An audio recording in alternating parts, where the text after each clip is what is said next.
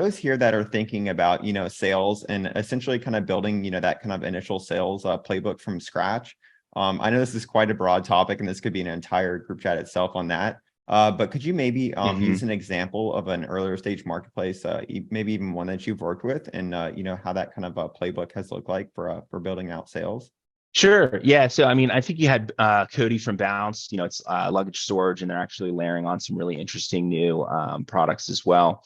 And they've done incredibly well as far as growing, both on the consumer side and then on the business side. I mean, I think one of their key advantages is they have more partners for luggage storage than any of their competitors, and so it's just a better experience for the consumer, right?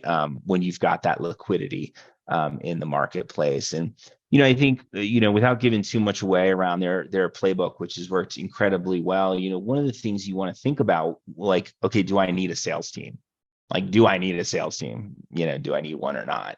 And, I like to think about a sales team as just simply inserting a human being into some part of the funnel. Simple as that. And so you've got a funnel on the supply side, you've got a funnel on the demand side, and you're like, does it make sense to insert a human being at a certain point within this funnel, right? And in some cases, when you think about on the supply side, if you're acquiring SMBs, it's really difficult to market to SMBs, right? The value of acquiring an SMB may not be a ton, so you don't have a lot of dollars to throw around at paid marketing. They're notoriously tough to market to as far as to get their attention, right? If I'm running a hotel or a restaurant, like, how do I market to that person? I guess I could go to a conference maybe and try and get in front of a lot of them. It's really expensive, and that's basically a sales thing anyway, right? It's not it's not a sort of a scalable paid marketing solution. So you think about the sales funnel. Well, in that case, hey, maybe from an awareness perspective or a marketing perspective, having a human being contact these businesses directly is more efficient than trying to do paid marketing or trying to do, any sort of non-sales, focused strategy, right? You may find that from a conversion funnel perspective, having a human being at the conversion point to do a call and walk them through, it's economically, it just makes more sense. The conversion rates are higher. We convert more of the right sort of supply.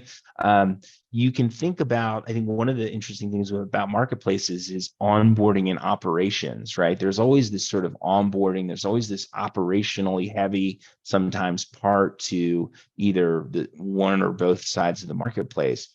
Well, if you're going to have a human being involved in operations and onboarding, why not have that person actually do some sales as well? And then part of their job is to do the onboarding call or to onboard the person, right? You could have that person do both.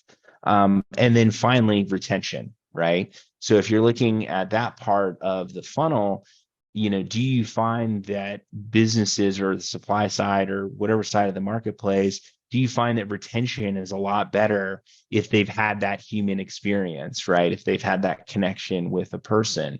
So you basically think about it as, I would build a landing page, right, where they can put in their information and say, I'm interested in signing up, right, for one or both sides of the marketplace. And now you have a base case that's essentially self-serve, even if it's not, even if you still have to manually do it. And then you can start to think about, like, okay, should I insert a human being at some point of this funnel? Is it at the top of the funnel? Is it at the middle? Is it at the end? And that's how I think about sales teams specifically. I mean, you can think about the driver acquisition team for Uber. Were they a sales team? I mean, they were convincing people to become drivers for Uber, and they were spending tons and tons of money, and they were doing that through one-on-one conversations and meeting the drivers in person.